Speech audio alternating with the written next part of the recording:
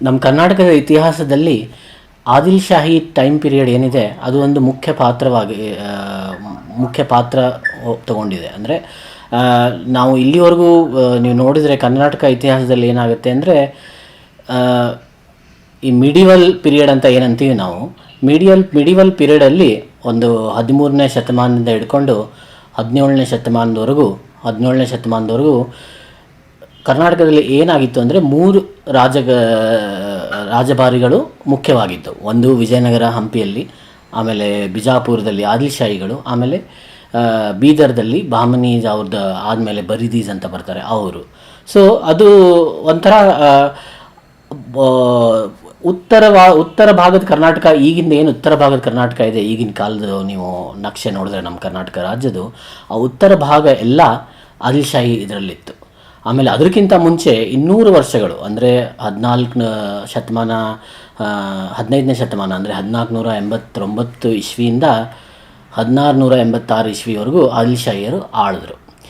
ಈ ಟೈಮ್ ಪೀರಿಯಡಲ್ಲಿ ಏನೇನಾಯಿತು ಅಂದರೆ, ಈ ಟೈಮ್ ಪೀರಿಯಡಲ್ಲಿ ಅವರು ತುಂಬ ದಕ್ಷಿಣದವರೆಗೂ ಎಕ್ಸ್ಪಾಂಡ್ ಮಾಡಿದ್ರು, ತುಂಗಭದ್ರವರೆಗೂ ಎಕ್ಸ್ಪಾಂಡ್ ಮಾಡಿದ್ರು. ತುಂಗಭದ್ರ ಆದಮೇಲೆ ವಿಜಯನಗರದವ್ರದ್ದಿತ್ತು.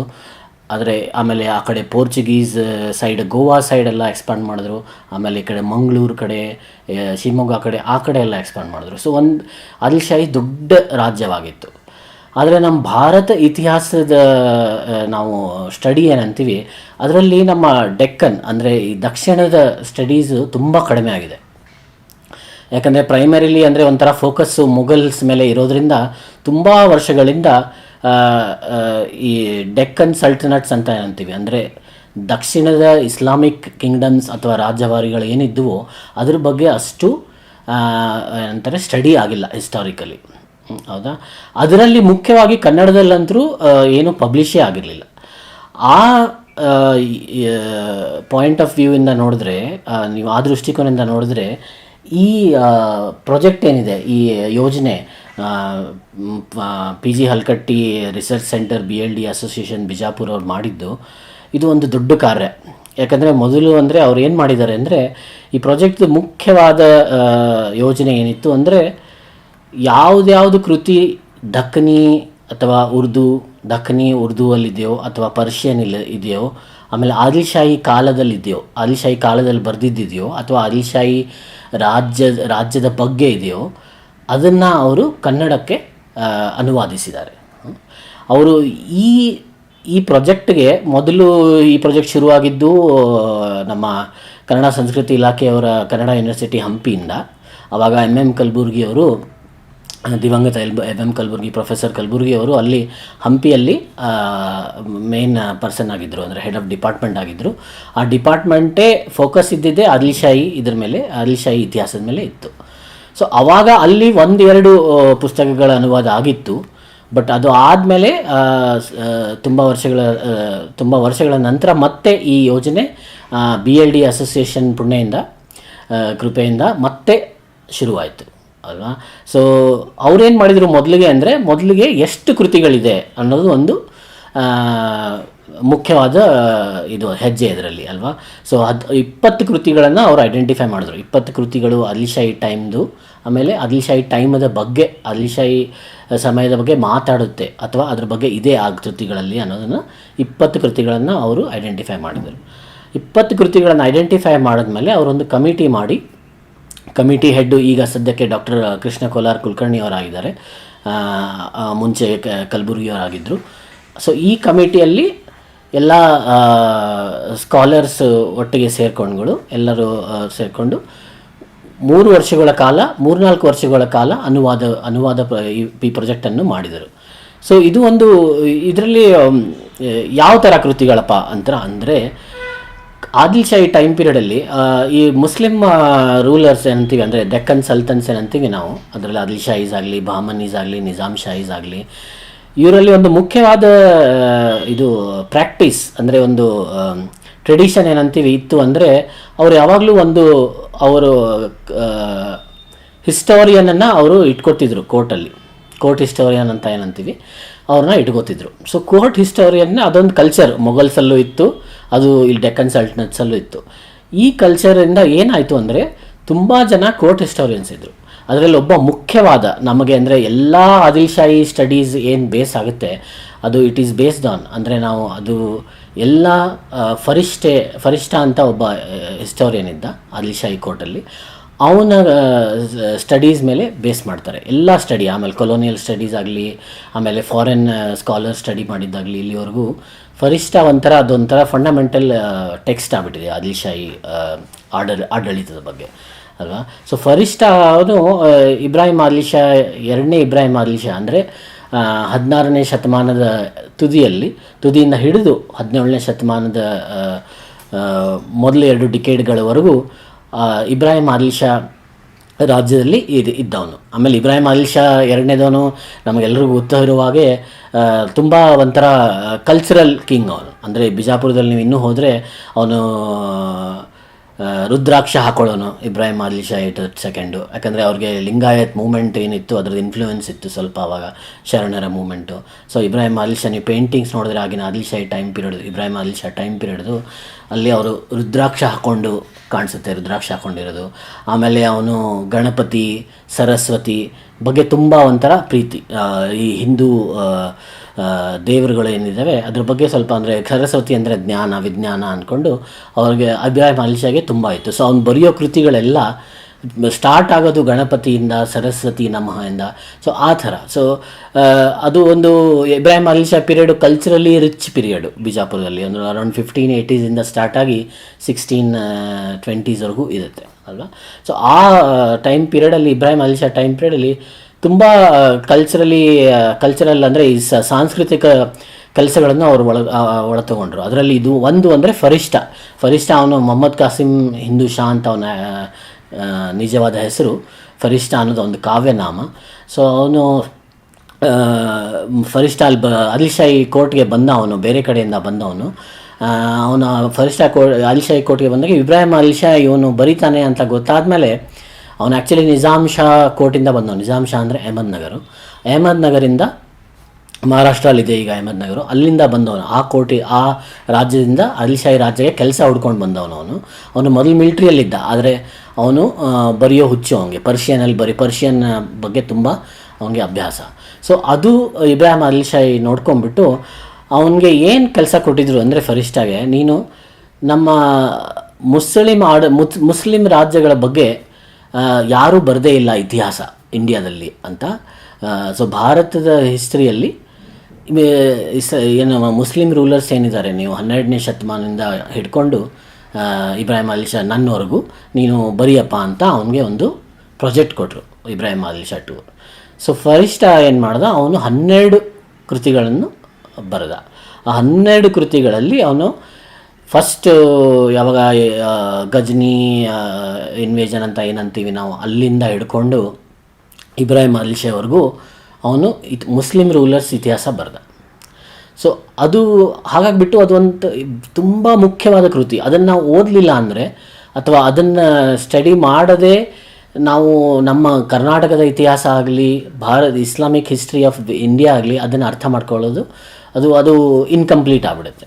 ಸೊ ಕರ್ನಾಟಕ ಇತಿಹಾಸಕ್ಕೆ ಅದು ತುಂಬ ತುಂಬ ಮುಖ್ಯ.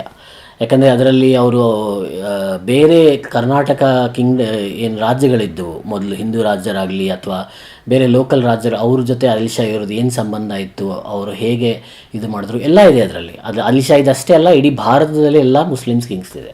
ಸೊ ಅದಕ್ಕೆ ಅದು 12 ಕೃತಿಗಳು.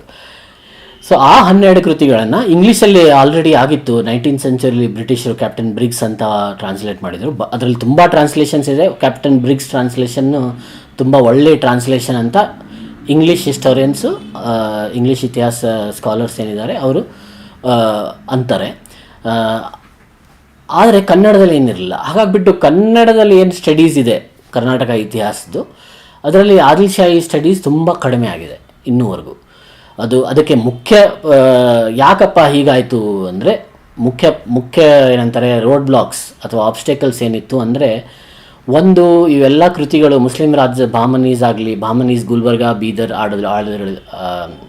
ಆಳದವರು, ಬಿಜಾಪುರ ಆಳಿದವರು ಆದಿಲ್ ಶಾಹೀಸು, ಇವ್ರದ್ದು ಏನು ಅಂದರೆ ಅವರೆಲ್ಲ ಬರೆದಿದ್ದು ಪರ್ಷಿಯನಲ್ಲಿ ಅಥವಾ ಉರ್ದು ಅಲ್ಲಿ ಅಥವಾ ದಖ್ನಿ ಉರ್ದು ಅಂತ ಏನಂತೀವಿ ನಾವು, ಅದು ನೀವು ಬಿಜಾಪುರ, ಹೈದರಾಬಾದು, ಬೀದರ್, ಗುಲ್ಬರ್ಗಾಕ್ಕೆ ಹೋದರೆ ಅಲ್ಲೆಲ್ಲ ಕೇಳಿಸುತ್ತೆ, ಕಲಬುರ್ಗಿ ಅಲ್ಲೆಲ್ಲ ಕೇಳಿಸುತ್ತೆ.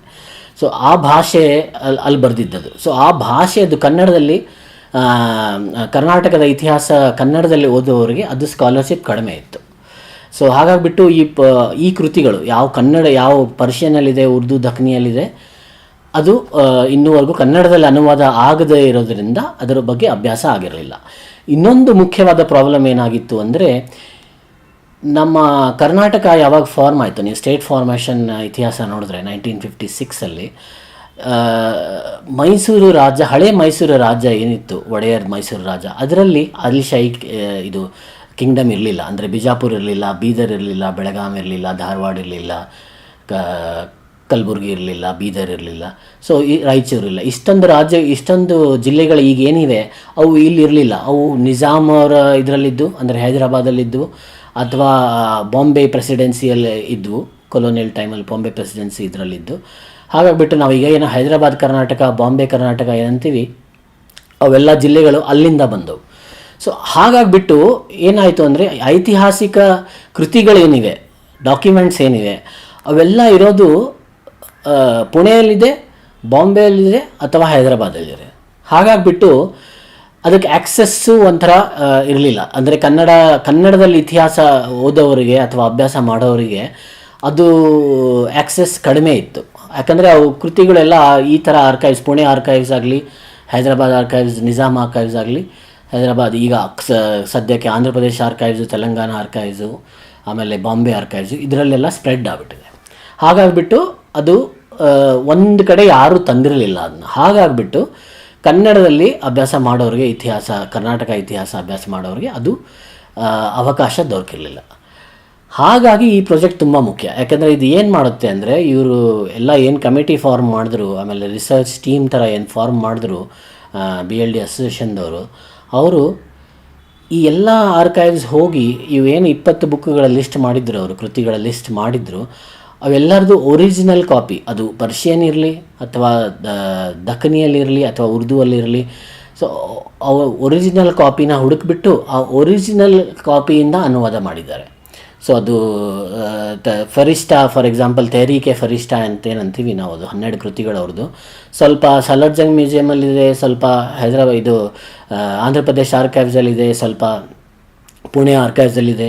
ಸೊ ಈ ಎಲ್ಲ ಆರ್ಕೈವ್ಸ್ಗೆ ಹೋಗಿ ಬರೋಕ್ಕೆ, ಆಮೇಲೆ ಅದರ ಬಗ್ಗೆ ಆಮೇಲೆ ಅದನ್ನ ಓದಿ ಅನುವಾದ ಮಾಡಿ ಕನ್ನಡದಲ್ಲಿ ಬರೆಯೋದು, ಸೊ ಇದೊಂದು ಅಪಾರ ಕೆಲಸ, ವರ್ಷಗಳಷ್ಟು ಮಾಡೋ ಕೆಲಸ, ಮುಖ್ಯವಾದ ಕೆಲಸ.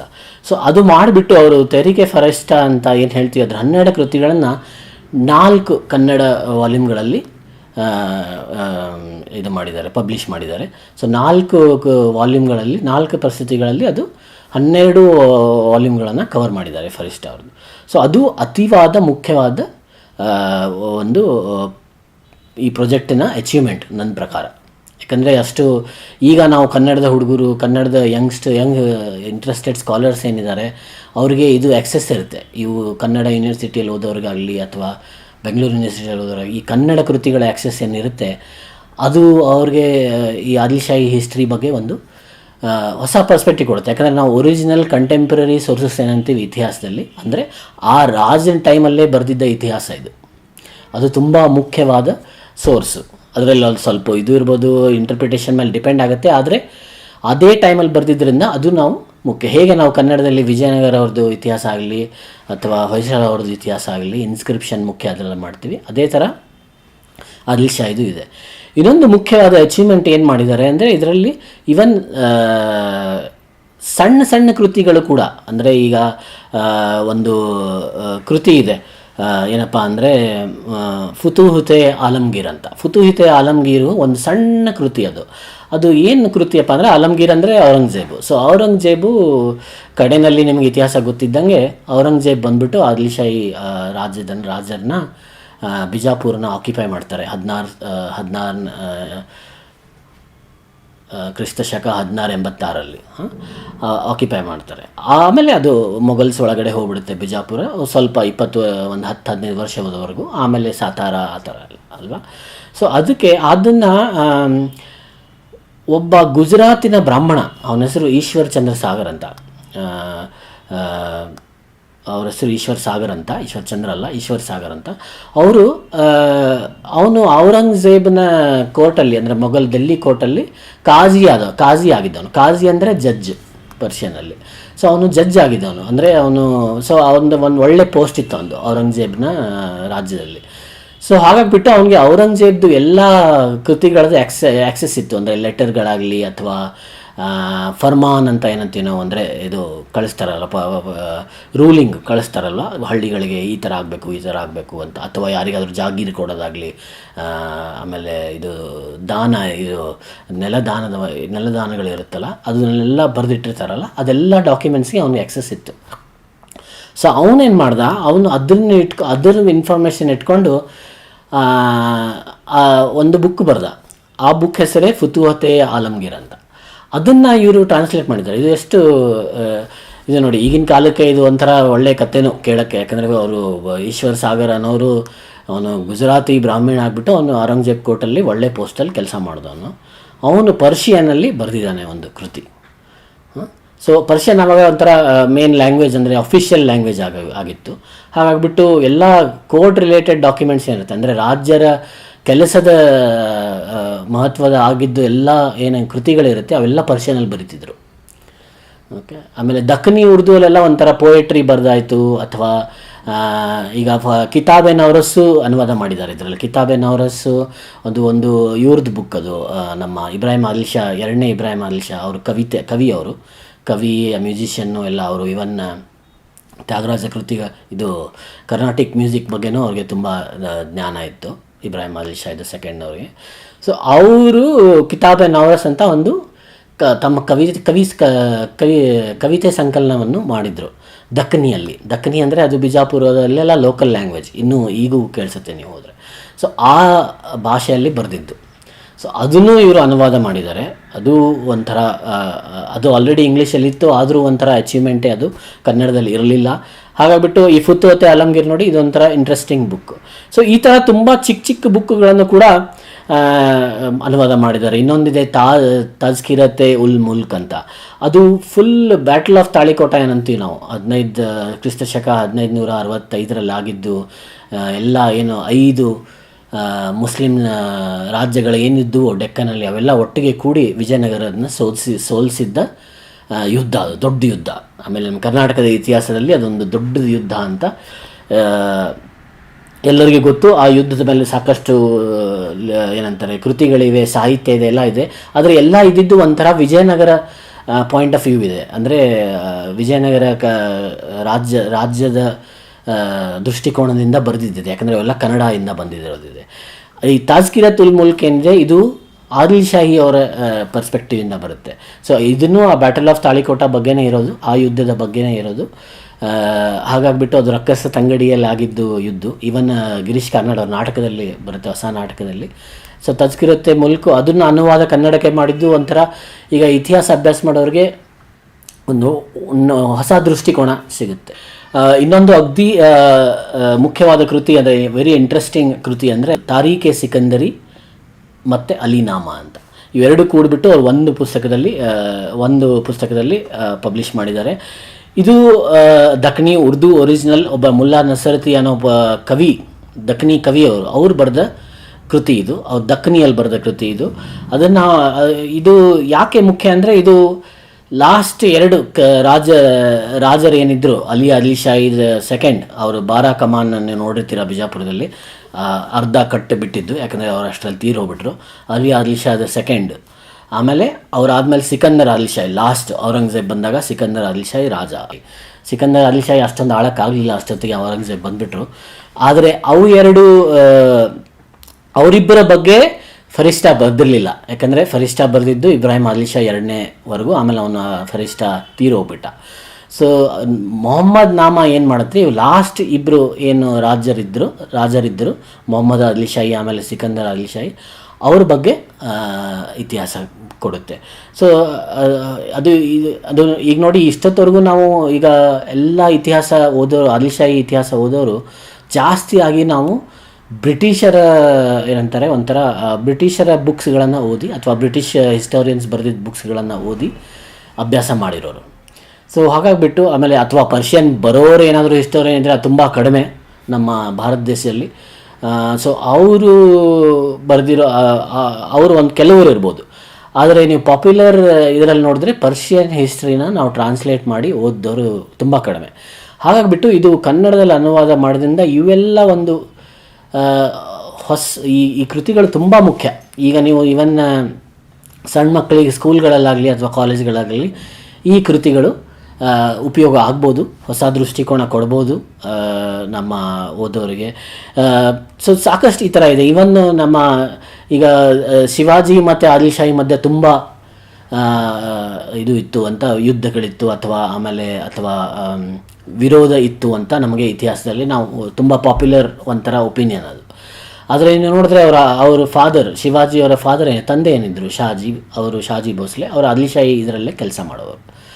ಆಮೇಲೆ ಆದರೆ ಆದಿಲ್ಶಾಹಿ ವಿರೋಧ ಆಗಿದ್ರು, ಯಾಕಂದರೆ ಶಿವಾಜಿ ಅವ್ರ ತಮ್ಮದೇ ಆದ ರಾಜ್ಯ, ಮರಾಠಿ ರಾಜ್ಯವನ್ನು ಅವರು ಸ್ಥಾಪನೆ ಮಾಡೋಣ ಅಂತ ಅವ್ರಿಗೆ ಇತ್ತು. ಸೊ ಅವಾಗ ಒಂದು ಸಣ್ಣ ಯುದ್ಧ, ಸಣ್ಣದಲ್ಲ, ಶಿವಾಜಿಗೆ ತುಂಬ ಮುಖ್ಯವಾದ ಯುದ್ಧ, ಆದಿಲ್ಶಾಹಿಗೆ ಸಣ್ಣ ಯುದ್ಧ. ಉಮರಾಣಿ ಅಂತ ಒಂದು ಊರಿದೆ ಬಿಜಾಪುರ ಹತ್ರ, ಉಮರಾಣಿ ಅಂತ ಸಣ್ಣ ಊರು. ಈಗ ಬಸ್ಗಳಲ್ಲಿ ಹೋದರೆ ಉಮರಾಣಿಗೆ ಹೋಗ್ಬೋದು ನೀವು. ಅಲ್ಲಿ ಬ್ಯಾಟಲ್ ಆಫ್ ಉಮರಾಣಿ ಅಂತ ಆಯಿತು. ಅದು ತುಂಬ ಒಂದು ಮುಖ್ಯವಾದ ಯುದ್ಧ ಶಿವಾಜಿಯವರ ಜೀವನದಲ್ಲಿ. ಆದರೆ ಆ ಯುದ್ಧ ಶಿವಾಜಿ ಸೋತ. ಯಾರ ಜೊತೆ? ಮೊಹಮ್ಮದ್ ಆದಿಲ್ಶಾಹಿ ಜೊತೆ, ಇಲ್ಲ ಅಲಿ ಆದಿಲ್ಶಾಹಿ ಜೊತೆ. ಅಲಿ ಆದಿಲ್ಶಾಹಿ ನಂಬರ್ 2 ಅಲಿ ಆದಿಲ್ಶಾಹಿ ಜೊತೆ ಸೋತ. ಆ ಯುದ್ಧದ ಬಗ್ಗೆ ಒಂದು ಬುಕ್ ಬರೆದಿದ್ದಾರೆ, ಅಲಿನಾಮಾ ಆ್ಯಂಡ್ ತಾರೀಖ್ ಎ ಸಿಕಂದರಿ ಅಂತ. ಸೊ ಈ ಅಲಿನಾಮಾ ಆ್ಯಂಡ್ ತಾರೀಖ್ ಎ ಸಿಕಂದರಿ ಏನಿದೆಯಲ್ಲ, ಇದು ಅಲಿ ಆದಿಲ್ಶಾ 2, ಆಮೇಲೆ ಸಿಕಂದರ್ ಲಾಸ್ಟ್ ಆದಿಲ್ಶಾ ಏನಿದ್ದಾನೆ ಅವ್ರ ಮಧ್ಯೆ ನಡೆದ ಹಿಸ್ಟ್ರಿ. ಅದರಲ್ಲಿ ಬ್ಯಾಟಲ್ ಆಫ್ ಉಮರಾಣಿ ಬಗ್ಗೆ ಒಂದು ಅಗದಿ ಒಳ್ಳೆ ಇಂಟ್ರೆಸ್ಟಿಂಗ್ ಆದ ಅದ್ರ ಬಗ್ಗೆ ನರೇಷನ್ ಇದೆ ಇದರಲ್ಲಿ. ನರೇಷನ್ ಅಂದರೆ ಹಿಸ್ಟಾರಿಕಲ್ ಫ್ಯಾಕ್ಟ್ಸ್ ಏನಿದೆ ಆ ಯುದ್ಧದ್ದು ಅದು ಇದೆ. ಆಮೇಲೆ ಶಿವಾಜಿ ಹೇಗೆ ಸೋತ, ಅದು ಏನಾಯಿತು, ಅದು ಲಾಸು, ಅದ್ರ ಬಗ್ಗೆ ಇದೆ. ಇದು ನನ್ನ ಪ್ರಕಾರ ಎಲ್ಲ ಕಡೆ ಕರ್ನಾಟಕದಲ್ಲಿ ಈ ಮಾತು ಹರಡಬೇಕು. ಆಮೇಲೆ ಇದನ್ನು ಸ್ಕೂಲ್ಗಳಲ್ಲಿ, ಕಾಲೇಜ್ಗಳಲ್ಲಿ ಉಪಯೋಗಿಸ್ಬೇಕು. ನಮ್ಮ ಈ ನಾರ್ತ್ ಕರ್ನಾಟಕ, ಉತ್ತರ ಕರ್ನಾಟಕದ ಇತಿಹಾಸ ಏನಿದೆ ಸ್ವಲ್ಪ ಕಡಿಮೆ. ನಮ್ಮ ಕರ್ನಾಟಕದ ಇತಿಹಾಸ ನಾವು ಮಾತಾಡುವಾಗ ಒಡೆಯರ್ಸು, ವಿಜಯನಗರ ಬಿಟ್ಟರೆ ನಾರ್ತ್ ಕರ್ನಾಟಕ ಅಥವಾ ಉತ್ತರ ಕರ್ನಾಟಕ ಏನಂತೀವಿ, ಆ ಉತ್ತರ ಕರ್ನಾಟಕ ಭಾಗಗಳ ಇತಿಹಾಸ ಬಗ್ಗೆ ನಾವು ಜಾಸ್ತಿ ಮಾತಾಡಲ್ಲ. ಹಾಗಾಗಿಬಿಟ್ಟು ಈ ಕೃತಿಗಳು ನಮಗೆ ಅದನ್ನು ಪೂರೈಸೋಕ್ಕೆ, ಈ ಕರ್ನಾಟಕದ ಇತಿಹಾಸದ ಕಥೆ ಏನಿದೆ ಅದನ್ನು ಪೂರೈಸೋಕ್ಕೆ ಒಂದು ಒಳ್ಳೆಯ ಅವಕಾಶ ಅಂತ ನಾನು ಅನ್ಕೋತೀನಿ. ಹಾಗಾಗಿಬಿಟ್ಟು ಇವರು PG ಹಲ್ಕಟ್ಟಿ ರಿಸರ್ಚ್ ಸೆಂಟರ್ ಅವ್ರು ಮಾಡಿರೋ ಕೆಲಸ ತುಂಬ ದೊಡ್ಡದು. ನಾವೆಲ್ಲ ಅವ್ರಿಗೆ ಕೃತಜ್ಞತೆ ನೀಡಬೇಕು.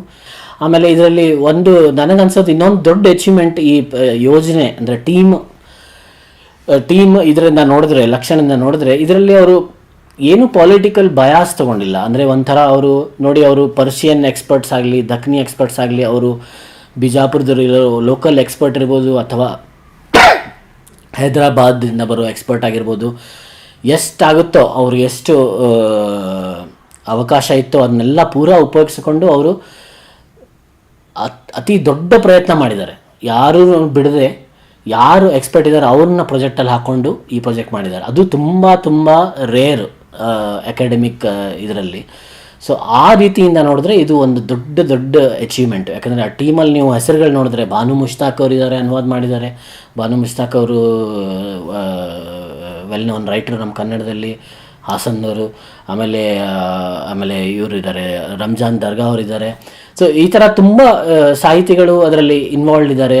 ಹಾಗಾಗಿಬಿಟ್ಟು ಅದು ಯಾವುದೇ ಒಂಥರ ಪೊಲಿಟಿಕಲ್ ಬಯಾಸ್ ಇಲ್ಲದೆ ಈಗಿನ ಕಾಲದಲ್ಲಿ ಈ ಥರ ಕೆಲಸವಾಗಿದೆ. ಅದು ಗವರ್ಮೆಂಟ್ ಅಂದರೆ ಕರ್ನಾಟಕ ಸರ್ಕಾರದ ಆಶೀರ್ವಾದದಿಂದ, ಆಮೇಲೆ ಸಹಾಯದಿಂದ, ಯಾಕಂದರೆ ಇದರ ಸ್ಪಾನ್ಸರ್ಶಿಪ್ ನಮ್ಮ ಕರ್ನಾಟಕ ಸರ್ಕಾರನೇ ಮಾಡಿದ್ದು. ಸೊ ಅನ್ನೋದು ಒಂದು ದೊಡ್ಡ ವಿಷಯ. ಸೊ ಇದು ಒಂದು ಮಾದರಿ, ನಮ್ಮ ಮುಂದಿನ ಪ್ರಾಜೆಕ್ಟ್ಗಳಿಗೆ ಈ ಥರ ಮಾದರಿ. ಇದನ್ನು ಮುಂದೆ ಅವರು ಇಂಗ್ಲೀಷಲ್ಲಿನೂ ಮಾಡಬೇಕು ಅಂತ ಅಂದ್ಕೊಂಡಿದ್ದಾರೆ.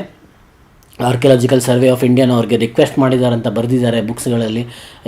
ಇದು ಕನ್ನಡದಿಂದ ಇಂಗ್ಲೀಷಿಗೂ ಅನುವಾದ ಮಾಡಿ ಅಂದರೆ ಹೆಲ್ಪ್ ಆಗುತ್ತೆ ಅಂತ ಅವರು ಮಾಡಿದ್ದಾರೆ. ಈಗ ಈ ಶಾಸನಗಳೇನಂತೀವಿ ನಾವು, ಶಾಸನಗಳು ನೋಡಿ ನೀವು ಕರ್ನಾಟಕದಲ್ಲಿ BL Rice, Benjamin Lewis Rice ಅವರು ತುಂಬ ಕೆಲಸ ಮಾಡಿದರು. ಅವರು ಹಳೆ ಮೈಸೂರು ರಾಜ್ಯದಲ್ಲಿ ಸ್ಕಾಲರ್ ಆಗಿದ್ದರು, ಹಿಸ್ಟೋರಿಯನ್ ಆಗಿದ್ದರು. ಅವರು ಎಲ್ಲ ಕನ್ನಡ, ಸಂಸ್ಕೃತ್ ಅಥವಾ ಸ್ವಲ್ಪ ಉರ್ದು, ಪರ್ಷಿಯನ್ ಶಾಸನಗಳನ್ನು ನೋಡಿದರು. ಆದರೆ ಅವರು ಹಳೆ ಮೈಸೂರು ರಾಜ್ಯದ ನಿಮಿತ್ತದಲ್ಲಿ ನೋಡಿದವರು, ಸೀಮಿತದಲ್ಲಿ ನೋಡಿದವರು. ಈ ಉತ್ತರ ಕರ್ನಾಟಕದ ಕಡೆ ಶಾಸನಗಳನ್ನು ಅವರು ಸ್ಟಡಿ ಮಾಡಿರಲಿಲ್ಲ. ಹಾಗಾಗಿಬಿಟ್ಟು ಇವರು 800 ಒಟ್ಟು ಕರ್ನಾಟಕದ ಹಳೆ ಈ ಹೊಸ ಕರ್ನಾಟಕದ ನೀವು ನಕ್ಷೆ ನೋಡಿದ್ರೆ ಒಂದು 800 ಶಾಸನಗಳಿದೆ. ಪರ್ಷಿಯನ್, ಉರ್ದು, ದಖನಿ 3 ಭಾಷೆಗಳಲ್ಲಿ. ಆ 800 ಶಾಸನಗಳಲ್ಲಿ 793 ಈ ಪ್ರಾಜೆಕ್ಟ್ BLD ಅಸೋಸಿಯೇಷನ್ ರಿಸರ್ಚ್ ಪ್ರಾಜೆಕ್ಟಲ್ಲಿ ಏನಿದೆ, ಅವರು 793 ಶಾಸನಗಳನ್ನು ಡಾಕ್ಯುಮೆಂಟ್ ಮಾಡಿ ಒಂದು ಕ್ಯಾಟಲಾಗ್ ಬುಕ್ ಪಬ್ಲಿಷ್ ಮಾಡಿದ್ದಾರೆ. ಅದು ಏನಿದೆ, ಆ ಕೃತಿ ಅಂತೂ ತುಂಬ ಇಂಪಾರ್ಟೆಂಟ್. ಯಾಕಂದರೆ ನಾವು ಶಾಸನದ ಬಗ್ಗೆ ಮಾತಾಡುವಾಗ ನಾವು ಉರ್ದು ಶಾಸನ ಬಗ್ಗೆ ಮಾತಾಡಲ್ಲ.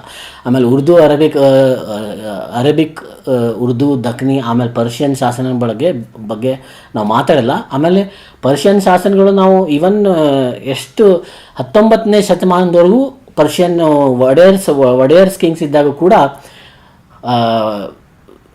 ಪರ್ಷಿಯನ್ ಅಫಿಷಿಯಲ್ ಲ್ಯಾಂಗ್ವೇಜ್ ಆಗಿತ್ತು. ಹಾಗಾಗಿ ನೀವು ಇಲ್ಲೇ ಈ ರಾಮನಗರ ಹತ್ರ ಕ್ಲೋಸ್ ಪೇಟ್ ಅಂತ, ರಾಮನಗರಕ್ಕೆ ಮೂಲವಾದ ಹೆಸರು ಕ್ಲೋಸ್ ಪೇಟು. ಅವ್ರು ಬ್ಯಾರಿ ಕ್ಲೋಸ್ ಅಂತ ಒಬ್ಬರು ಬ್ರಿಟಿಷ್ ಆಫೀಸರ್ಗೆ ಅದು ಕೊಟ್ಟಿದ್ದ ಜಾಗಿರೋದು. ಸೊ ಅಲ್ಲಿ ಹೋದರೆ ನೀವು ಒಡೆಯರಿಂದಾನೇ ಮಾಡಿದ್ದ ಒಂದು ಶಾಸನ ಇದೆ, ಅದು ಪರ್ಷಿಯನಲ್ಲಿದೆ, ಒಡೆಯರವ್ರು ಹಾಕ್ಸಿದ್ದ ಶಾಸನ. ಸೊ ಆ ಥರ ಅವೆಲ್ಲ ಶಾಸನಗಳನ್ನು ಅವ್ರು ಡಾಕ್ಯುಮೆಂಟ್ ಮಾಡಿ ಒಂದು ಕ್ಯಾಟಲಾಗ್ ಹೊರತಂದಿದ್ದಾರೆ. ಆ ಕ್ಯಾಟಲಾಗ್ ಕನ್ನಡ ಅಷ್ಟೇ ಅಲ್ಲ, ಇಂಗ್ಲೀಷಲ್ಲೂ ಹೊರತಂದಿದ್ದಾರೆ. ಆಮೇಲೆ ಉರ್ದುವಲ್ಲೂ ಮುಂದೆ ಪಬ್ಲಿಷ್ ಮಾಡ್ತೀವಿ ಅಂತ ಹೇಳಿದ್ದಾರೆ. ಸೊ ಆ ರೀತಿಯಿಂದ ನೋಡಿದ್ರೆ ಒಟ್ಟಿನಲ್ಲಿ ಇದೊಂದು ದೊಡ್ಡ ಪ್ರಾಜೆಕ್ಟು. ನಮಗೆ ಎಲ್ಲರಿಗೂ ತುಂಬ ಸಹಾಯವಾಗೋ, ಇತಿಹಾಸದಲ್ಲಿ ಇಂಟ್ರೆಸ್ಟ್ ಇರೋ, ಈಗ ಜನಕ್ಕೆ ತುಂಬ ಇತಿಹಾಸದಲ್ಲಿ ಇಂಟ್ರೆಸ್ಟ್ ಇದೆ. ತುಂಬ ಜನ ನಾವು ಸಿಟಿಜನ್ ಹಿಸ್ಟೋರಿಯನ್ಸ್ ಕೂಡ ನೋಡ್ತೀವಿ. ಅಂದರೆ ಅವರು ತಮ್ಮ ಯೂನಿವರ್ಸಿಟಿಯಲ್ಲಿ ಕಲಿದೇ ಹೋದ್ರೂ ತಮ್ಮ ಇಂಟ್ರೆಸ್ಟಿಂದ ಕಲಿತಾರೆ. ಅವ್ರಿಗೆ ಈ ಥರ ಪುಸ್ತಕಗಳು ತುಂಬ ಹೆಲ್ಪ್ ಆಗುತ್ತೆ. ಆಮೇಲೆ ಈವನ್ ನಮ್ಮ ಸಿನಿಮಾ ಮಾಡೋರಾಗಲಿ ಅಥವಾ ಲಿಟ್ರೇಚರ್ ಮಾಡೋರಾಗಲಿ ಅವ್ರಿಗೆಲ್ಲ ಇದು ತುಂಬ ಒಳ್ಳೆ ರೆಫರೆನ್ಸ್. ಯಾಕಂದರೆ ನಮ್ಮ ಮಾತೃಭಾಷೆಯಲ್ಲಿ ಇರೋದು ಅನ್ನೋದು ತುಂಬ ಮುಖ್ಯ.